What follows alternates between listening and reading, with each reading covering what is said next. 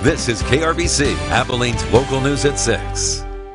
Good evening, I'm Kathleen Barkley. David is away tonight. Thanks for joining us. Texas Governor Greg Abbott's executive order limiting social gatherings to 10 people and prohibiting eating and drinking at restaurants goes into effect tonight at midnight. Our Kevin Clack shows us how local restaurants are adapting to these new rules for our top story at 6.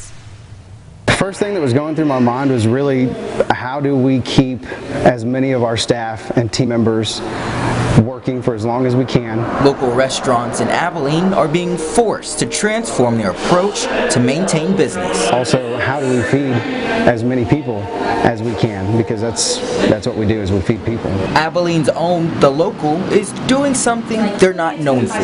Well, we've switched to-goes and to deliveries. General Manager Gabe Stokes says they also took a look at portion sizes. We realize that it's not about individual tacos so much, it's more about the whole enchilada, pun intended, because we're doing enchilada family styles, menus that we can feed whole families now. Across town at the Taylor County Tap House, owner Josh Robinson is also doing his best to repurpose workers rather than lay them off. We've got local delivery drivers that Menu Hoppers is going to be dealing with online orders, and then calls to the restaurant are going to be staffed with delivery drivers from the restaurant. So front of house waiters and waitresses are going to be running delivery orders, and then our kitchen staff is going to be working as normal around the clock to get people fed. Manager Shane Potter says Potter's Pizza hasn't been as fortunate, and out of his 25 staff, he's already had to enforce position cutbacks.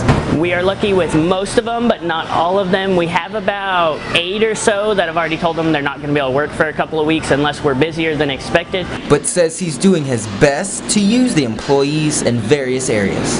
So with us going down to just carry out and delivery, we won't have near the dishes, we won't have near the other work that needs done.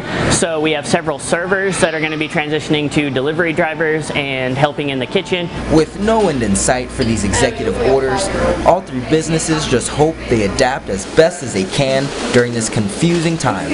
In Abilene, Kevin Clack, KRBC, Abilene's local news.